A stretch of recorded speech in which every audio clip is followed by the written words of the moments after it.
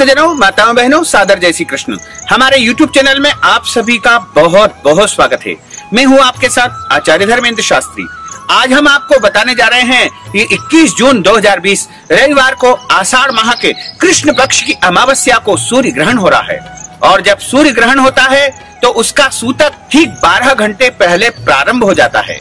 और ग्रहण काल में तथा सूतक काल में गर्भवती माताओं को, बहनों को कौन कौन से ऐसे नियम पालन करना चाहिए तथा किस प्रकार की सावधानी उनको रखना चाहिए, ये हम आपको इस वीडियो में बताएंगे। तो आप सभी से अनुरोध है कि वीडियो को अंत तक जरूर देखिएगा, तभी आपको आपके सभी प्रश्नों के जवाब मिल पाएंगे। तो भक्तजनों, माताओं, बहनों, इस बार 20 जून को रात्रि ठीक 10 बजे से ग्रहण का सूतक प्रारंभ हो जाएगा। और जब ग्रहण का सूतक प्रारंभ होता है तो उस समय से ही गर्भवती माताओं, बहनों को सावधानी रखने की आवश्यकता होगी। यानी ग्रहण के सूतक काल के दौरान भी उनको बाहर नहीं निकलना चाहिए। वो वैसे तो भोजन का सेवन कर सकती है, क्योंकि उनके उदर में यानी उनके गर्भ में एक नन्हा मुन्ना बालक होता है, इसलिए वो सूतक के दौरान भोजन आदि सामग्री ग्रहण कर सकती है। लेकिन उनको ये ध्यान रखना होगा कि खुले मैदान में नहीं जाना है। साथ ही किसी भी प्रकार से मन में अशांति उत्पन्न नहीं होना चाहिए।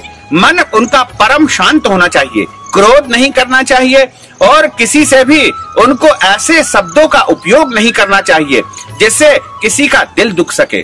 तथा 21 जून को सुबह उनको स्नान करना है। अपना नित्य कर्म जो भी करते हैं वो सभी आराम से करना है, बिल्कुल निश्चिंत होकर के करें। कोई डरने की और किसी भी प्रकार के घबराने की आवश्यकता बिल्कुल नहीं है। बस ध्यान ये रखना है कि ग्रहण के पहले वो स्नान करके और साफ सुथरा वस्त्र धारण कर ले, यानी स्वच्छ वस्त्र उनको उस दिन पहनना चाहिए। इसके अलावा जब ग्रहण शुरू हो जाए उस समय भी उनको खुले मैदान में बिल्कुल नहीं जाना है, इधर उधर नहीं जाना है, यात्रा नहीं करना है। साथ ही किसी भी पेड़ पौधों से पत्तियां नहीं तोड़ना है, फूल पत्ती उनको उस दिन नहीं तोड़ना चाहिए।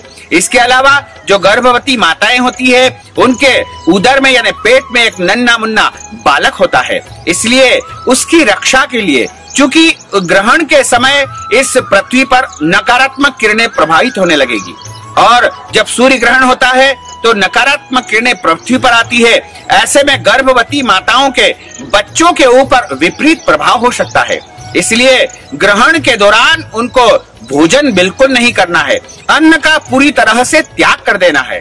केवल यदि बहुत ज्यादा आवश्यक हो तो दवाई ले सकते हैं। इसके अलावा वो जल पी सकते हैं। इसके अलावा फल या फलाहारी वस्तु का भी वो सेवन कर सकते हैं। गर्भवती माताओं को खास बात ये ध्यान रखना है कि जब ग्रहण प्रारंभ हो जाए उस समय उनको धारदार वस्तुओं का उपयोग नहीं करना है, जैसे चाकू से सब्जी नहीं काटना है और कैंची से कपड़े नहीं काटना है। इसके अलावा सुई का उपयोग नहीं करना है, सुई में धागा भी नहीं पिरोना है। इसके अलावा हंसिया और कुल्हाड़ी का भी उपयोग गर्भवती माताओं को ग्रहण के दौरान नहीं करना चाहिए। यानी किसी भी प्रकार की कोई धारदार वस्तुओं का उपयोग गर्भवती माताओं को ग्रहण के दौरान बिल्कुल नहीं करना चाहिए। इससे परम सावधानी उनको रखना चाहिए, अन्यथा उनका होने वाला जो बच्चा है उसके ऊपर विपरीत प्रभाव हो सकता है, उसके अंग कटे हो सकते हैं। इसके अलावा खुले मैदान में नहीं जाना है और जिस कक्ष में वो निवास करती है वहां पर सूर्य की किरणें नहीं आए, ऐसा उनको ध्यान रखना चाहिए।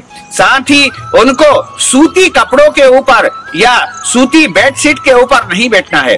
कंबल के आसन का उपयोग ग्रहण के दौरान करना चाहिए, क्योंकि कंबल में किसी भी प्रकार की सूर्य की नकारात्मक किरणें नहीं आ पाती है, इसलिए कंबल के आसन का बैठने में उपयोग करेंगे तो अति उत्तम रहेगा। इसके अलावा यदि कंबल का उनके पास आसन नहीं है तो वो लकड़ी के पटे के ऊपर भी बैठ सकते हैं। और साथ ही ग्रहण के समय उनको जो है पूरे शांत चित्त से रहना है, भगवान का स्मरण करना है, भगवान का ध्यान करना है, भगवान का भजन करना है।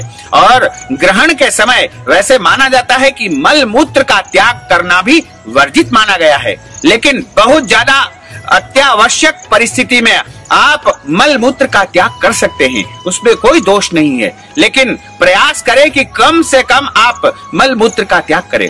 साथ ही ग्रहण के दौरान आपको मन को परम शांत रखना होगा। मन में किसी भी प्रकार की व्याकुलता, चिंताएं या फिर क्रोध या तनाव या दबाव बिल्कुल भी नहीं आना चाहिए, क्योंकि ग्रहण के समय नकारात्मक किरणें जब प्रभावित होगी तब हम यदि मन में इस प्रकार के विचार लाएंगे तो होने वाले बच्चे के ऊपर विपरीत प्रभाव हो सकता है। इसके अलावा गर्भवती माताएं ग्रहण के दौरान अपने घर के बड़े बुजुर्गों का अपमान बिल्कुल न करें, उनके साथ में अच्छे से व्यवहार करें, उनका सम्मान करें। इसके अलावा पृथ्वी नहीं खोदना चाहिए, गड्ढा पृथ्वी पर बिल्कुल नहीं करना चाहिए और ग्रहण के दौरान बिल्कुल परम सावधानी उनको रखना होगी।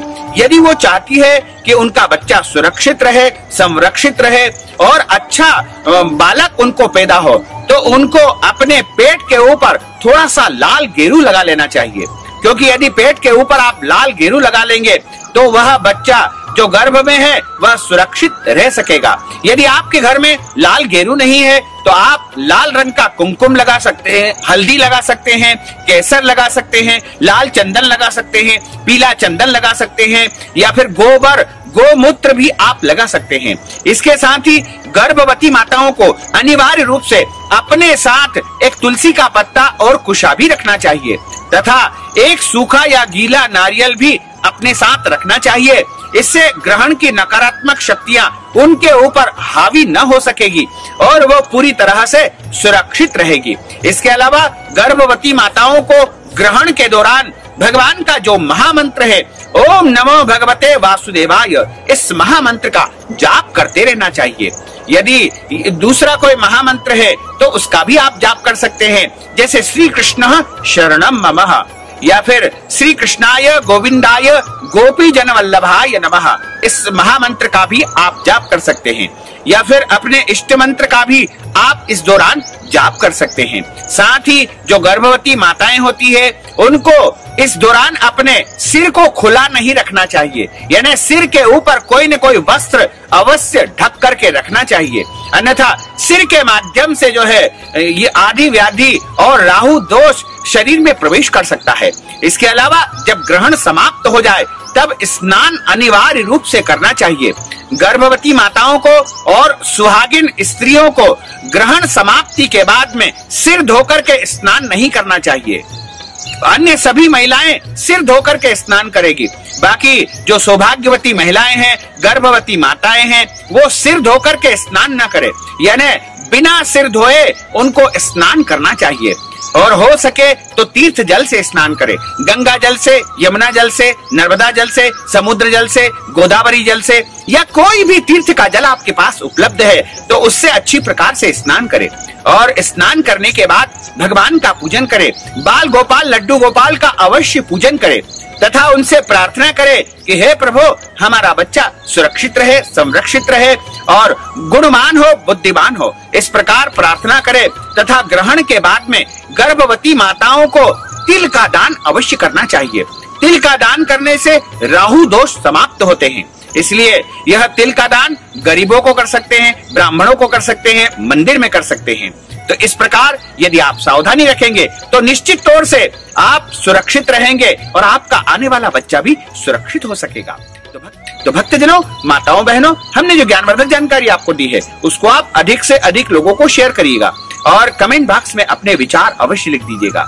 साथ ही अधिक से अधिक लाइक अवश्य करिएगा और यदि अभी तक आपने सब्सक्राइब नहीं किया है तो अभी और इसी समय सब्सक्राइब अवश्य कर लीजिए।